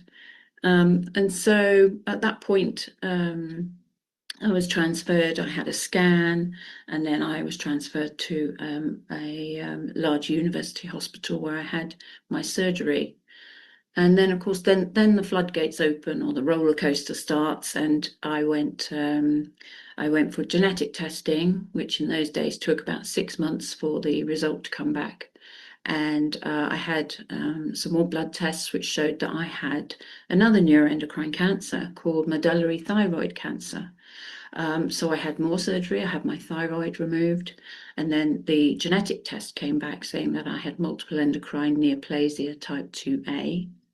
And the genetic testing was then cascaded through my family, and it was actually found that my mother had the same condition, although it had never been picked up, and she'd never had the same symptoms as me. And my son also was found to have the condition as well. So once all the treatments had been, which are mainly surgery, once all the treatments had happened, you know, life settled back down again, and I could actually be the mother that I wanted to be, to care for my children, which was something that was denied me for too long, really, for 4 years. So then life started getting back to normal, and then I noticed some pain in my shoulder, and I was diagnosed with a metastasis from my medullary thyroid cancer in the top of my left humerus. So I had a big shoulder replacement on that side, which took a good 2 years to actually recover from and regain any sort of movement in that shoulder. And then from then on, it's been sort of 6 monthly or annual screening, surveillance, adjusting drugs, and so on. I've had a good 20 years or so of pretty good health. The hardest thing, I think, throughout really was not being listened to by my GP, who ran just the normal tests and then just made an assumption that because I was a woman who'd had a baby, that it must be psychological. And unfortunately, I think there's still a lot of that around the medical misogyny. So that's one of the most difficult things. And the second most difficult thing was actually watching my son go through surgery at 3.5 years old. Although I understood that the benefit is for him that because his diagnosis came at age 2.5, they will be catching anything earlier, and he will never have to go through the pain that I went through. So one of my messages is that I really encourage doctors in primary care and even secondary care as well. If you've got a returning patient, male, female, whoever, if they're returning time and again, never to assume that it's just anxiety or a psychiatric or emotional problem. And there's a new rule for GPs in England now called Jess's rule, which says that anyone who sort of returns to their GP more than 3 times really needs to have further workup and really try and understand if there is something seriously wrong before it's too late. And this is the only way that we'll catch any of these weird and rare diseases or tumors or cancers, or there's so many things that it could be. So we really need to sort of spread that message far and wide to try and help aid earlier diagnosis of some of these neuroendocrine cancers and any other condition really. So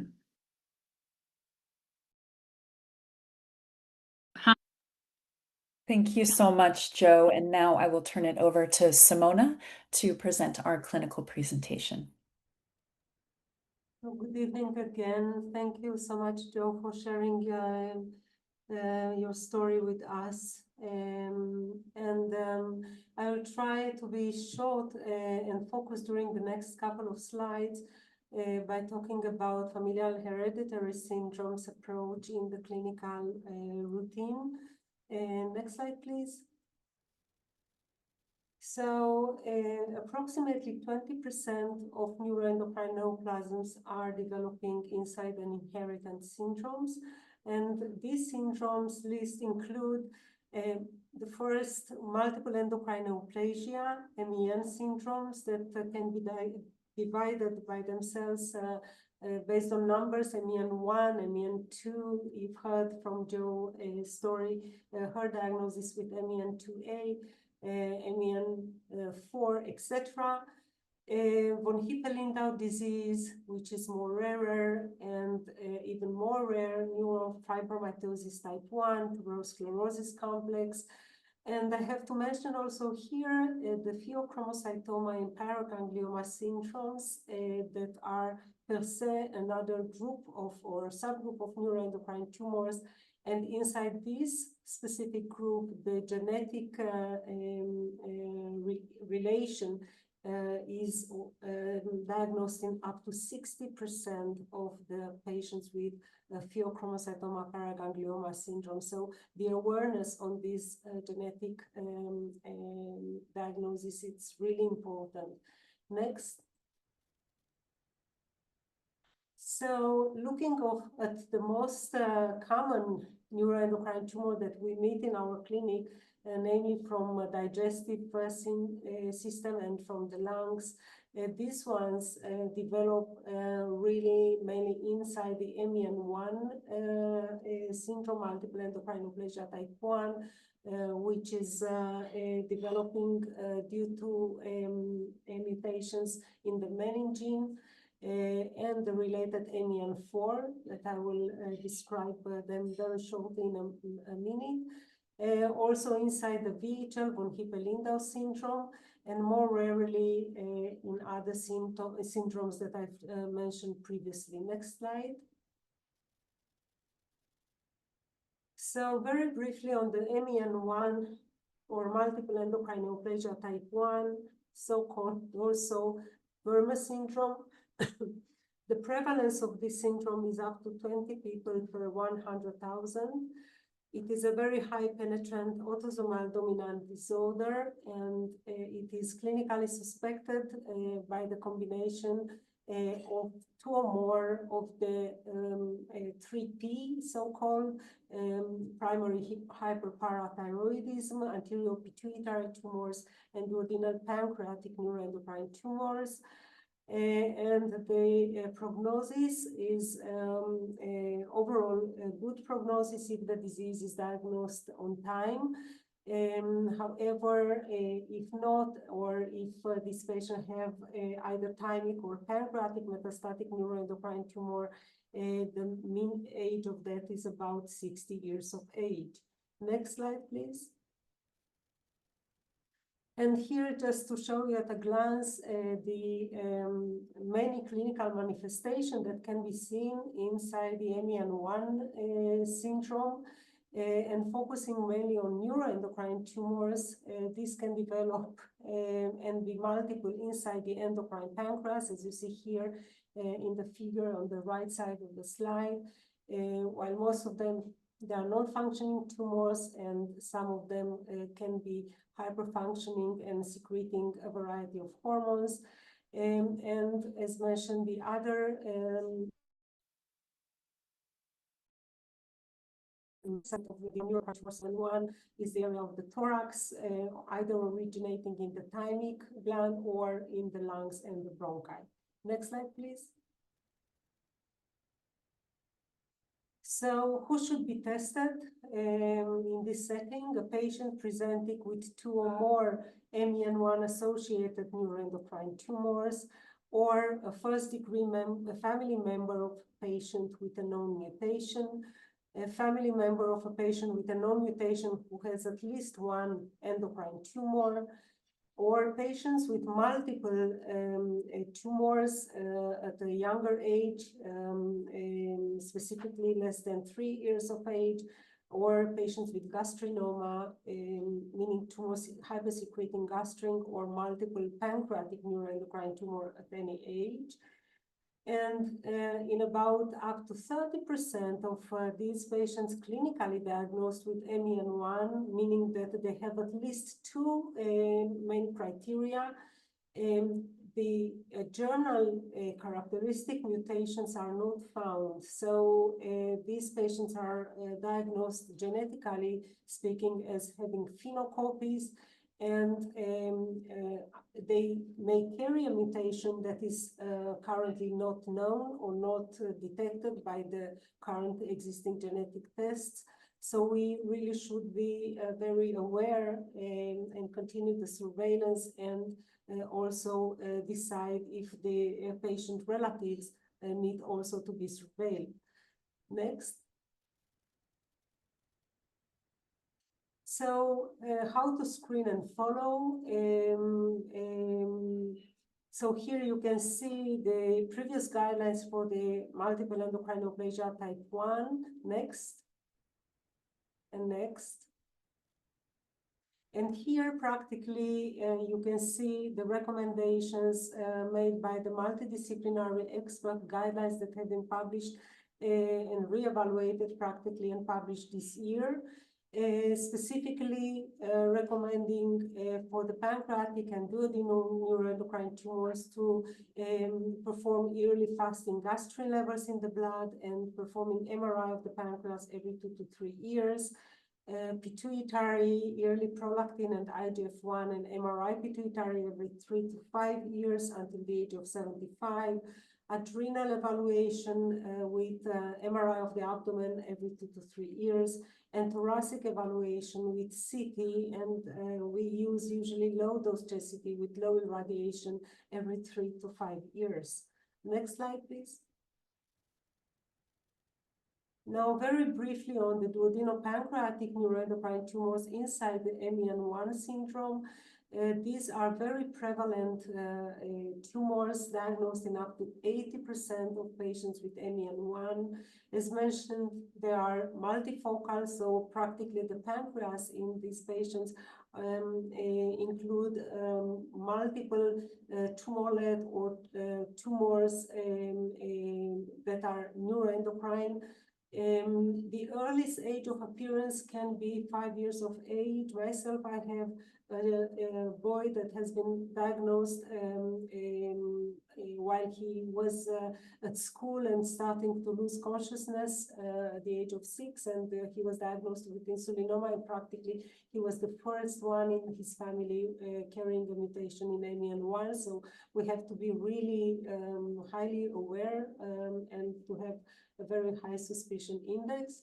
Non-functioning, non-secretory tumors are diagnosed in about 55%, while functioning, including gastrinoma, in about 40% of these tumors, insulinoma in 10%, and less frequent, as you can see here in the list, other functioning tumors.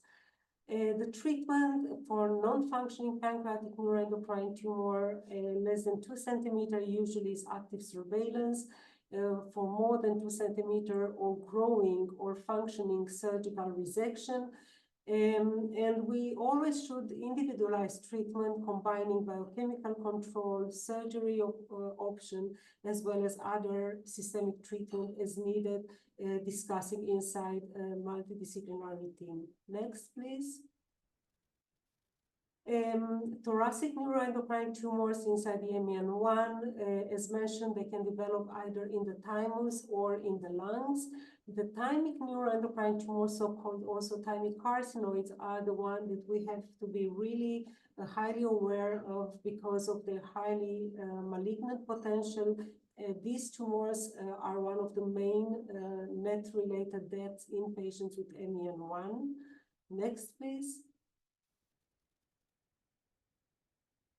Now, very shortly on von Hippel-Lindau disease.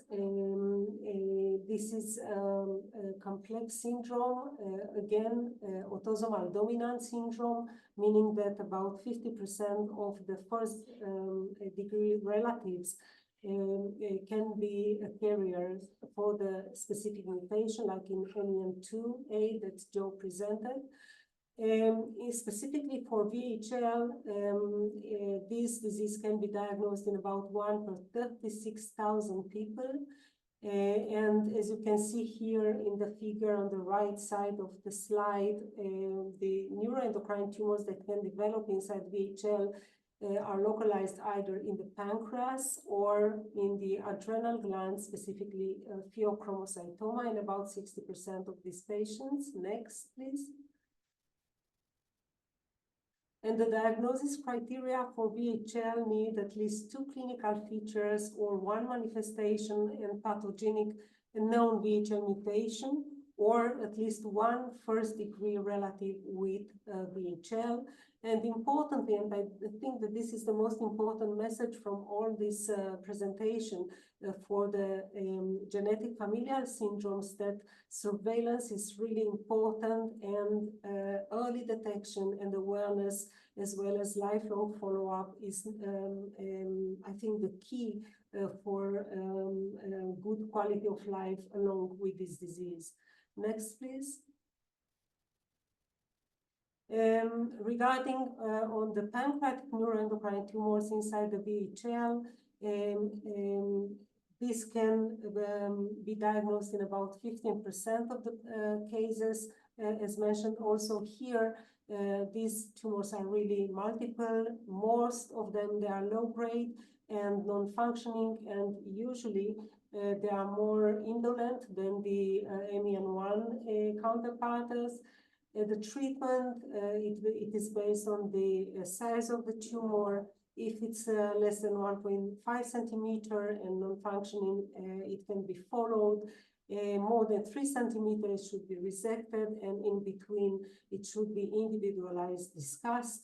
And in the presence of metastatic disease, the approach is all sporadic. And here is the moment just to highlight that for VHL-related neuroendocrine tumors, and not only, there is a new drug, a new star in the universe of this disease called belzutifan.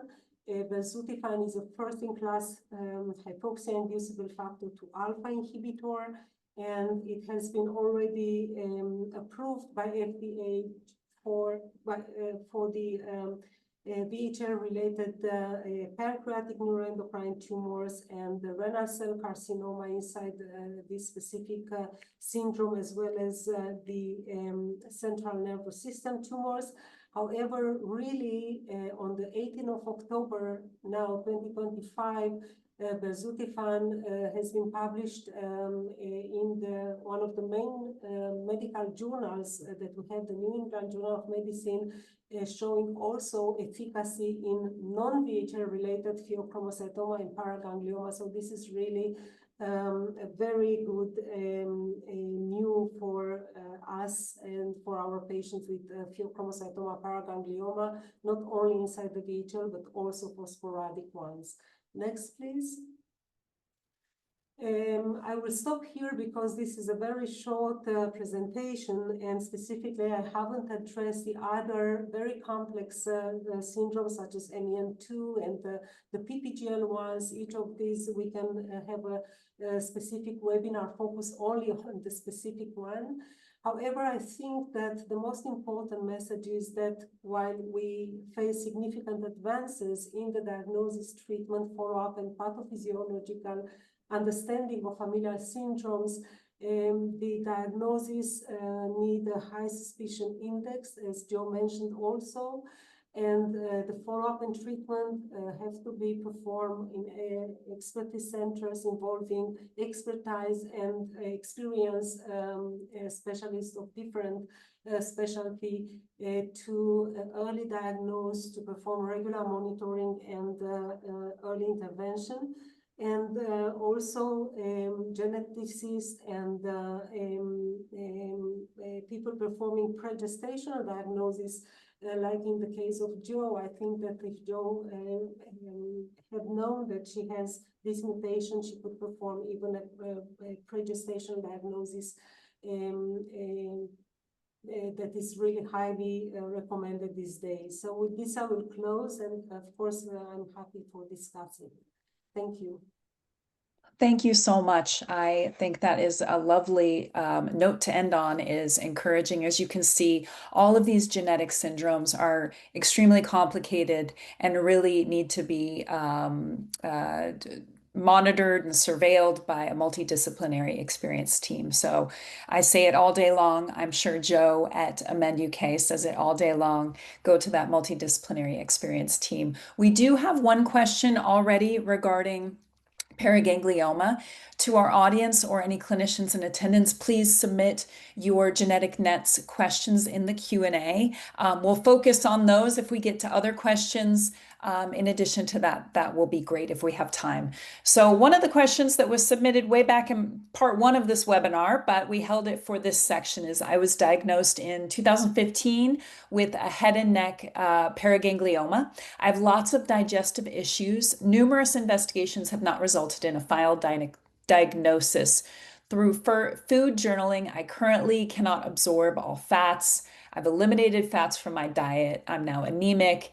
Is it possible to have a tumor elsewhere in the abdomen area? If so, what is the best diagnostic test to find such a tumor or to eliminate the possibility? I think this is a very specific question, but actually I think if you generalize it, a lot of patients have this question in general. So clinicians, who would like to take that? And also our dietitian too can weigh in as well. Rocio, would you like to start out?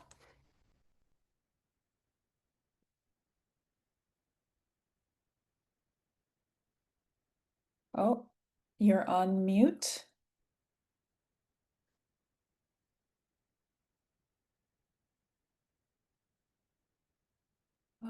There we go. Sorry, I don't know why I was not able to be unmuted.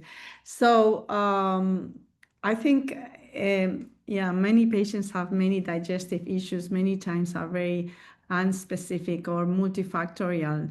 Most of our patients have multifactorial causes of abdominal discomfort, right? So first, due to surgery, abdominal surgery, sometimes it can be pancreatic surgery that, you know, can lower your ability to digest fat. And also this brings a lot of diarrhea for because you cannot absorb it, you cannot digest it, you cannot absorb it, and then it is not that you have to avoid fat, but you need to get a proper medication to be able to digest it. I'm not sure what is the cause of this unable to absorb fats of this patient, because I'm not sure. So I don't know what medications she may be. She has a head and neck paraganglioma, as I read here. So another somatostatin analogs sometimes, which are not often used for paragangliomas, but can also lead to fat malabsorption. Then if you secrete catecholamines, then the main problem usually is really severe constipation that you may get. But this is also, again, not common for head and neck paragangliomas. So I'm not sure what is the cause for this patient to saying that they cannot absorb all fats, and that has eliminated fats from the diet and now is anemic. I think you need to be very careful to eliminate things from your diet. This should be medically supervised and also analytically supervised, because you may end up having problems that you didn't have because of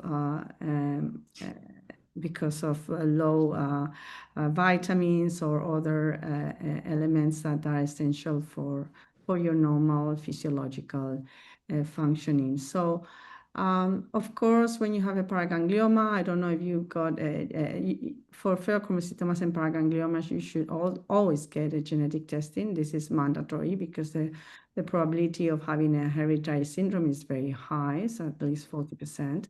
So it is mandatory that even if you don't have any family history, you get tested and if you have a genetic predisposition syndrome, of course, there's some chance that you have other paragangliomas or pheochromocytomas in other parts of your body, also in the abdomen and retroperitoneum, of course, that may cause you some symptoms. And there are also some, but I mean, I suppose that you get regular imaging tests, or you should, to rule out this possibility once in a while. So I don't know, it's very difficult to do a consultation without being able to explore you, to see you, to know all the details of what's been done or what has not been done to you. I don't know, maybe Simona wants to add something on this. Thank you so much, Rocio, and thank you for the question. Actually, I agree with everything you said. And the patient also asked about which test should she have performed in terms of diagnosing. So maybe for PPGL specifically, the gallium dotatate PET-CT is one of the best to not only to staging, but also to look for other paraganglioma, pheochromocytoma inside your body. And of course, to have the levels of metanephrines in the blood or in catecholamines and metanephrines in 24-hour urine collection. We always teach our students that in pheochromocytoma, if it's secreting, you can find every kind of symptoms. So we've just heard from Jo about her anxiety symptoms. I have also some patients that have been diagnosed initially with psychiatric disorders before making the diagnosis of a pheochromocytoma. And I think that you should consult two people, specifically a dedicated nutritionist, but also maybe a gastroenterologist to look somehow for other reason or parallel reason for your fat malabsorption. Thank you. Thank you. I just wanted to ask a question, maybe specifically to Nikie and Jo. Genetic nets are obviously different from other nets because there is a genetic component to pass this down to your children, and obviously inherited from your parents.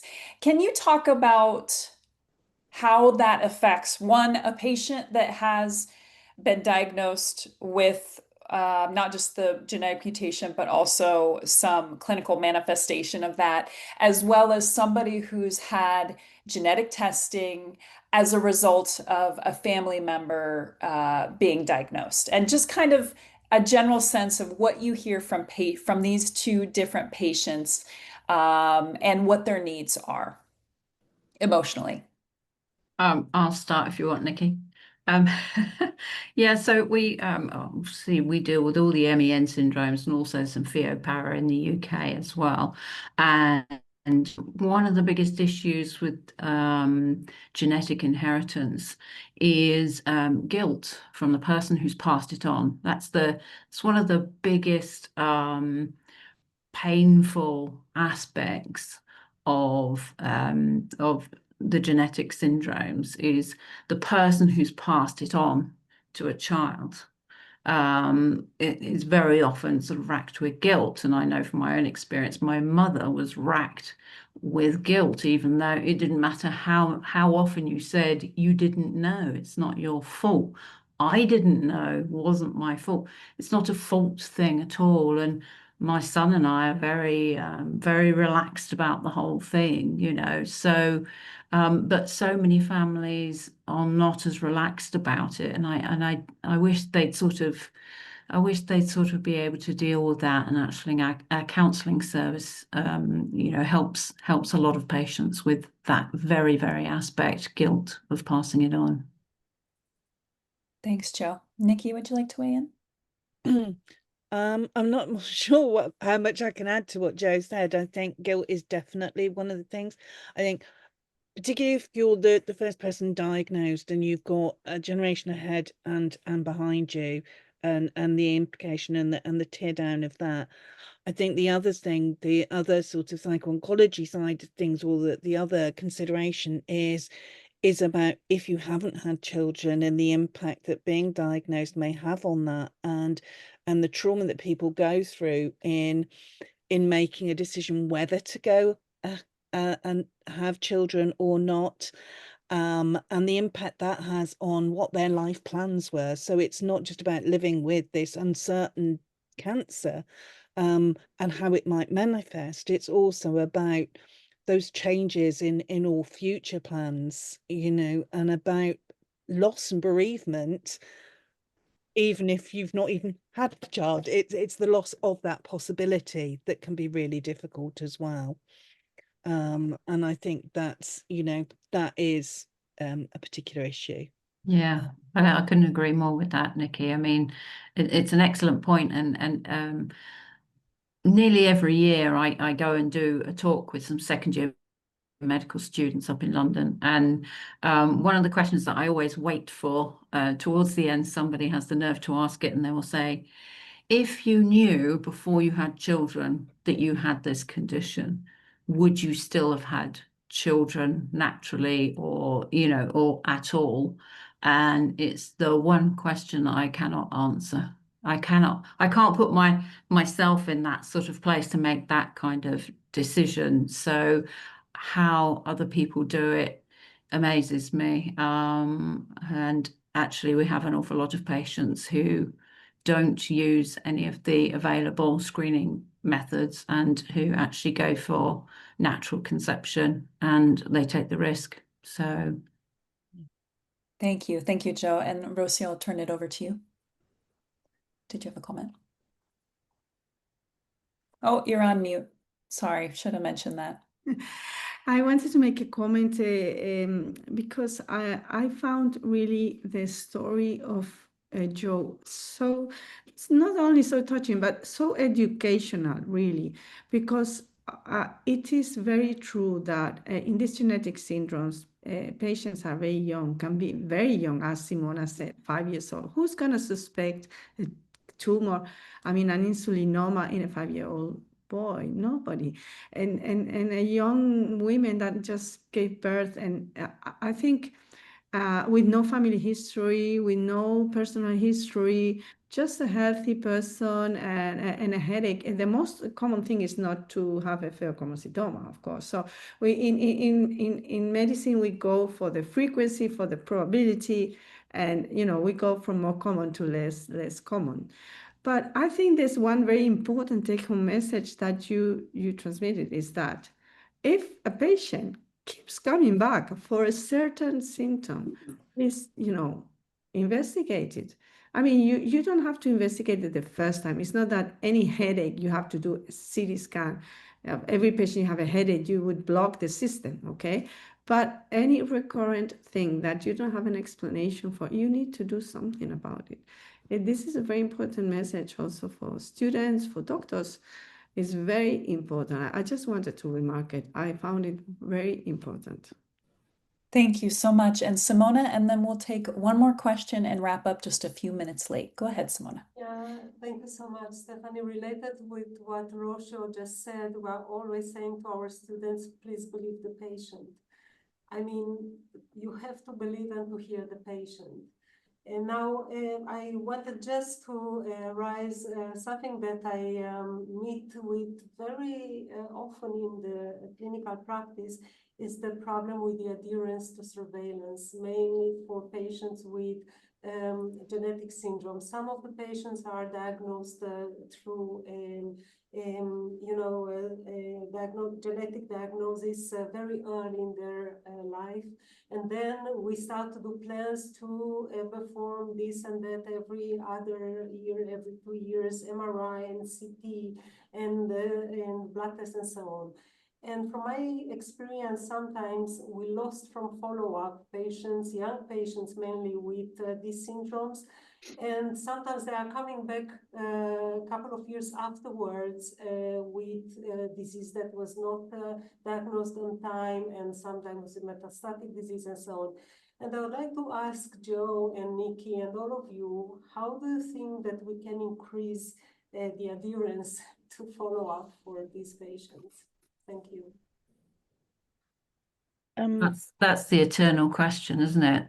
And I mean, the way I do it is I'm on my son all the time. When's your next appointment? When's your next? He's very good as long as I remind him, and he's 26, so he's hopeless. But it's important to do that. He's got an adrenal lesion that's being watched now, so it's so important to do it. But it's really, really difficult to keep young people or adolescents engaged. And I think a lot of it is trying as early as possible to have them learn about it. And we've developed so many resources for MEN specifically, but also PPGLs, to try and just inure information about these diseases at as early age as possible, so that maybe they have a bit more of an appreciation about it.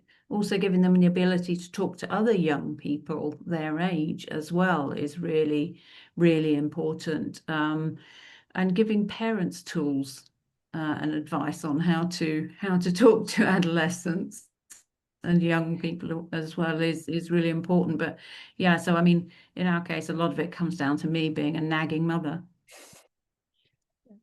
I think, as Jay said, I think one of the things as well is understanding the drivers behind adherence or non-compliance, and also looking, one of the biggest issues we have is around communication and information, and it's about also respecting individual choice, which you can do better if you know that they've got the information to make an informed choice about. And also, I think, as Joe said, you know, if you do have a family where from very young age it becomes the norm rather than something unusual, I think, you know, the more unusual, the more different it makes, especially young people, and especially when they're going through sort of adolescence or early 20s even, and they're still figuring themselves out. It's anything that makes them unusual. There's a brilliant book that it was done about sort of diabetes called Metal Jam that talks and speaks about adherence and compliance, but also that very human need to at some point during your lifetime just wanting to be able to put it away and not have to think about it, and have a day where, you know, or a month or a year where that's not a consideration. And the problem is that with many people and across all neuroendocrine, whether they're on sort of this sort of lifelong surveillance or not, is this buzzing hum that never goes away. You can put it out of your mind and get on and do usual things, but you never get rid of this little buzzing hum that continues throughout, where every change, is this the disease back? Is this a new manifestation? You know, which is an additional thing. And the other thing I did want to point out, you know, from Joe's story is a lot of what we hear, particularly presenting symptoms, is that, you know, certainly from our counselling service, which we share with them, and is 1 in 4 of the people that come through were told it was all in their head to start with. And we can't get through to earlier diagnosis if people are being dismissed as being anxious rather than investigated properly. And so how people are treated from their first step will affect their trust in the medical system. And I think it's that can also influence adherence and compliance. Thank you, Nikie. Thank you so much. And at this point, I will wrap up this part of our discussion, which I was very happy was a part of our webinar this year. I'll turn it over to Rocio for our closing remarks.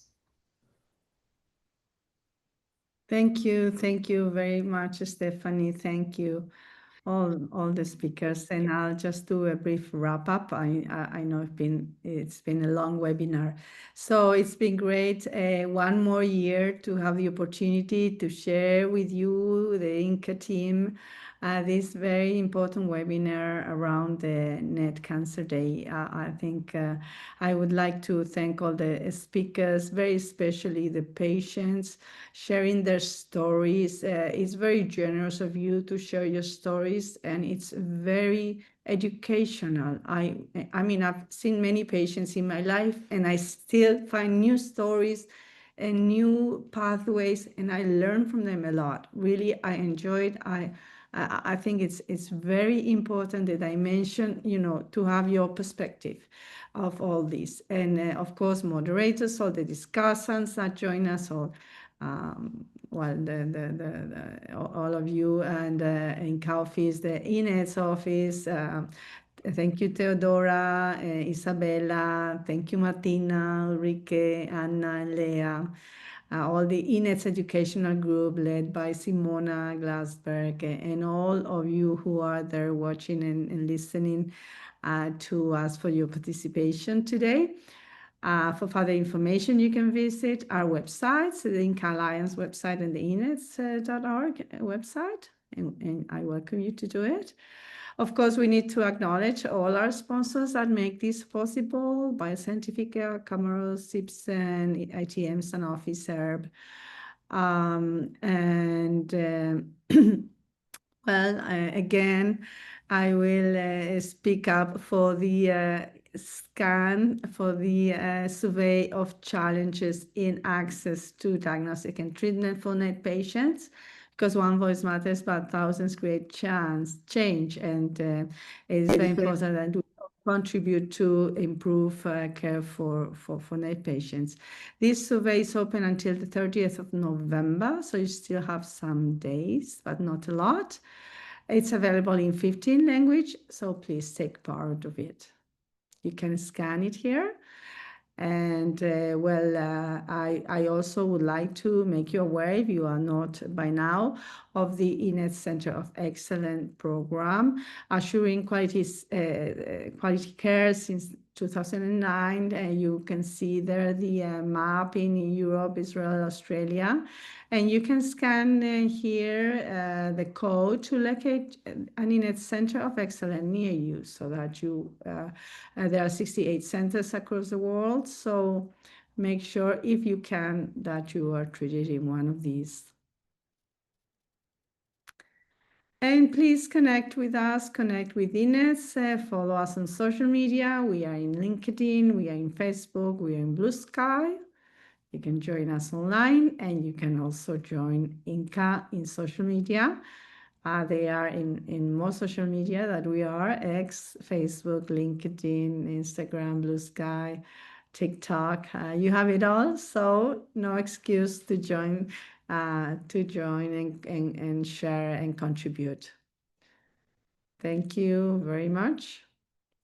Thank you for attending the webinar and for all your contribution throughout the years. We'd love to hear your thoughts, and so your feedback is very important. So please take a few minutes to complete your feedback form. And if you're curious about our next webinars, you can also find it in our website, or you can scan here. So I think there was a question from the audience asking whether this was being recorded. I think it is, and I think it will be available on our website. So, because I know there's a lot of information that you may want to review at some point, so it will be available at any time on demand. Thank you. Thank you very, very much.